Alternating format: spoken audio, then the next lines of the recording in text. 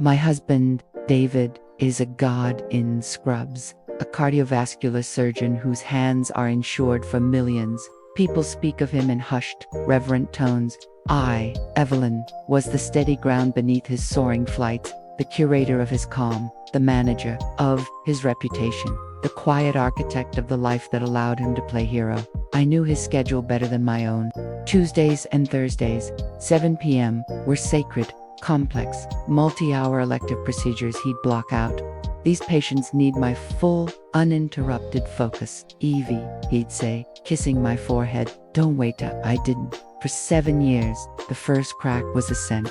Not perfume. David was too careful for that. It was the sterile, floral sweet smell of hospital-grade hand sanitizer, layered over something else. Chlorine, like a hotel pool. It clung to his skin one Thursday night, beneath the sharper scent of the Oolong one. He'd murmured, already heading for the shower. Had to swim through adhesions, a surgeon's joke. I let it go. The second crack was a text. His phone, left charging on the kitchen island, buzzed with a notification as I poured his morning coffee. The preview read, "Last night was surgical precision, can't wait for Tuesday's consult." The sender was saved as Oristoph L. Rand. Lorem Randall, one of the circulating nurses from his team, a pretty, efficient blonde with a laugh that echoed down hallways. My blood didn't run cold, it crystallized. A sharp, clear understanding settled in my veins. The emergency surgeries, the chlorine sent from hotel pools and hot tubs, the coded texts. The puzzle assembled itself with brutal, obvious clarity. A weaker woman might have confronted him, screamed, thrown things, but I was the architect, and an architect doesn't demolish in rage. She inspects the foundation for weakness. She plans a controlled implosion. I hired a discreet investigator, a woman named Myra, who specialized in corporate espionage. I don't need photos through motel windows, I told her. I need patterns, proof of fraud. Track his card on Tuesdays and Thursdays, correlate it with hospital logs. Get me proof he wasn't where he said he was. While Myra worked, I became the perfect, unsuspecting wife. I massaged his shoulders after his grueling surgeries. I listened to his fabricated tales of medical heroism. I even met Lauren at a hospital charity gala, shaking her cool, smooth hand, noting the flicker of nervous triumph in her eyes when David introduced us. She thinks she's winning. I thought, she has no idea she's a pawn in a game she doesn't understand. Me. Report arrived in a plain envelope. It was a masterpiece of damning data. GPS logs placing his car at the Ambassador Hotel, a mid-tier business hotel with a rooftop pool, every Tuesday and Thursday from 6:45 p.m. to 10:30 p.m. for the past 18 months. Crossref records showed no elective surgeries booked under his name for those nights. Instead, there were brief, vague entries in the surgical log for emergency consult or patient review, lasting no more than 30 minutes, entered retroactively the following morning. He was using his authority to create a digital alibi, who was stealing time, prestige, and trust the currency of his profession to fund an affair. The betrayal was multi-layered. It wasn't just the infidelity, it was the fraud. He was lying to the hospital, to his patients who believed. He was on call, to the insurance companies, and to me. He was trading on the sacred trust of his position for cheap hotel rendezvous. Rage was a luxury I couldn't afford. I needed something colder, more final. I didn't want a divorce. I wanted an erasure. I went to my own files.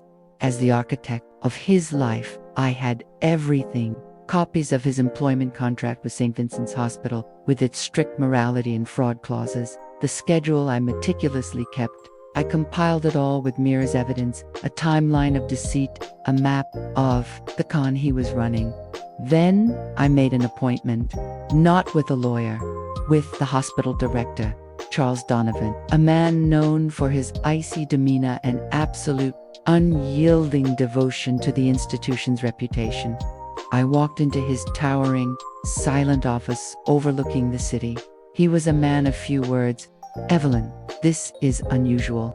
I placed a single, thick folder on his immense, empty desk. "I think you'll find it necessary, Charles." He opened it, his eyes, pale and assessing, scanned the first page, the GPS logs overlaid on hospital records. He turned page after page, his expression turning to granite. He saw the fraud before he saw the affair, the abuse at the surgical log, the phantom emergencies, the potential insurance implications, the stain on the hospitals. "Because this isn't a marital problem," I said, my voice as calm as the still air in the room.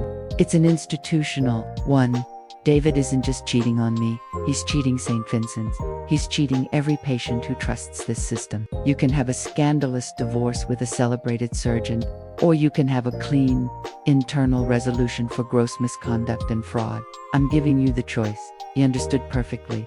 A public divorce would be messy, but David might survive it professionally. An internal investigation for fraud and breach of contract would be terminal.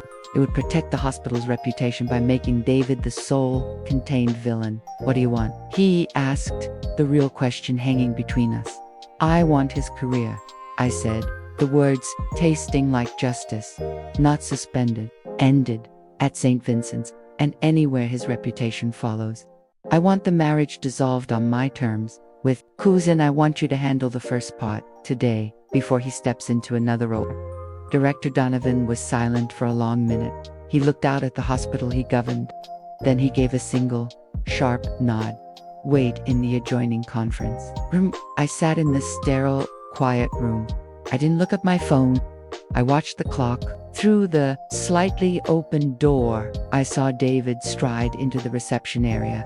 His white coat crisp, his demeanor one of impatient authority. He was told the director needed to see him urgently.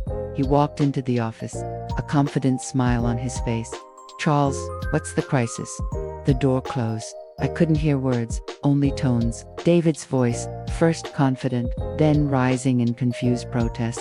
Then a lower, colder rumble from Donovan. A silence.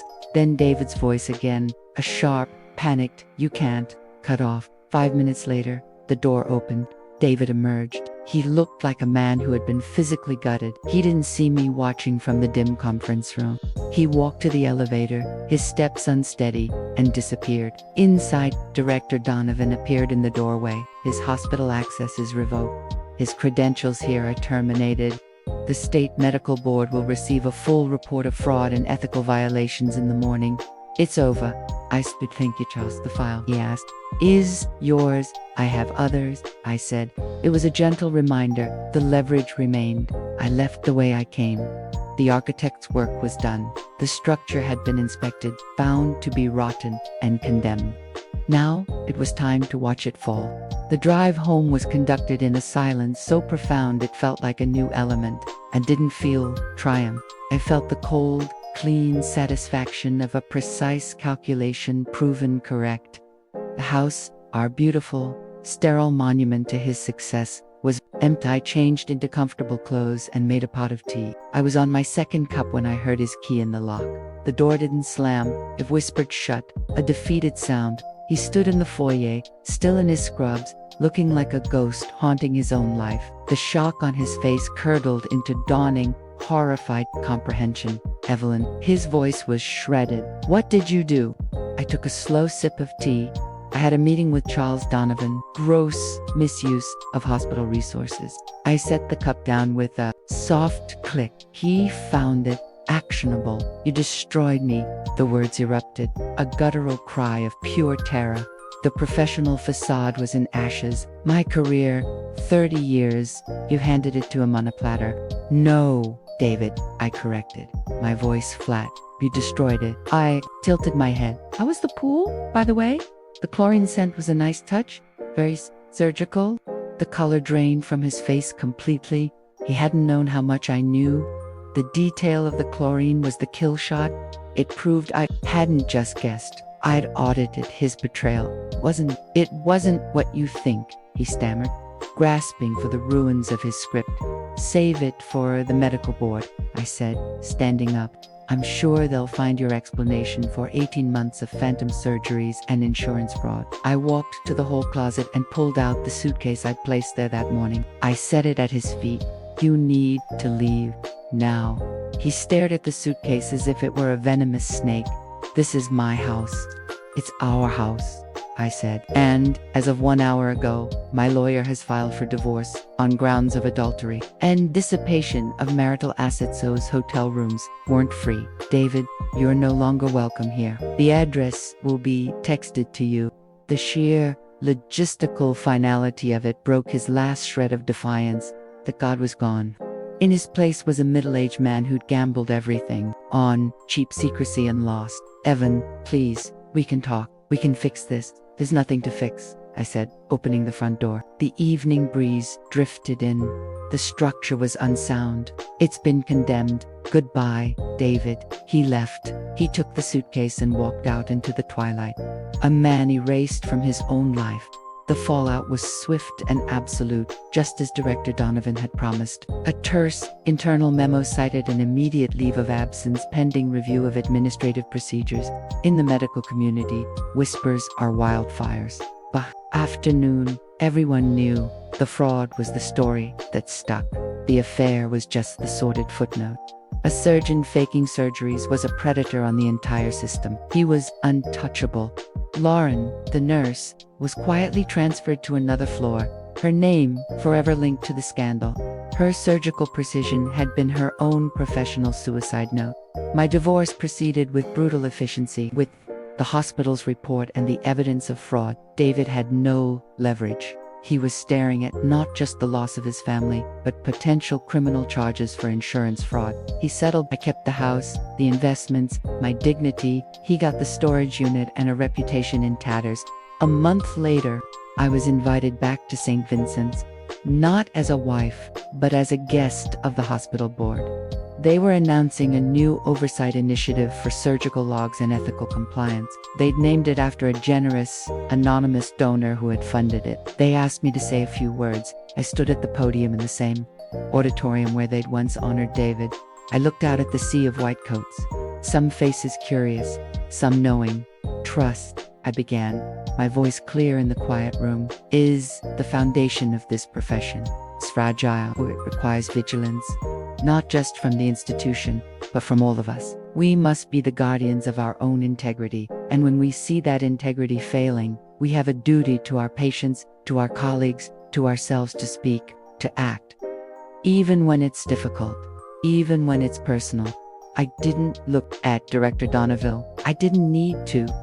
The message was received after the event. As I was leaving, a young resident approached me, her eyes wide with a mix of fear and admiration. Dr. Thorne's wife, Ms. Evans. That took incredible courage. I smiled. A small, genuine thing. It wasn't courage, I said. It was architecture. And the foundation needed to be rebuilt. I walked out of the hospital into the clean night air. The architect was finally free to design a life of her own choosing. One built on a foundation of truth, however brutal it had been to unearth. My surgeon husband faked surgeries to meet his nurse, so I gave all the records to the hospital director. I didn't just end a marriage. I performed a terminal procedure on a fraudulent career, and in the operating theater of public consequence, my hand, for once, was the steadiest one in the room.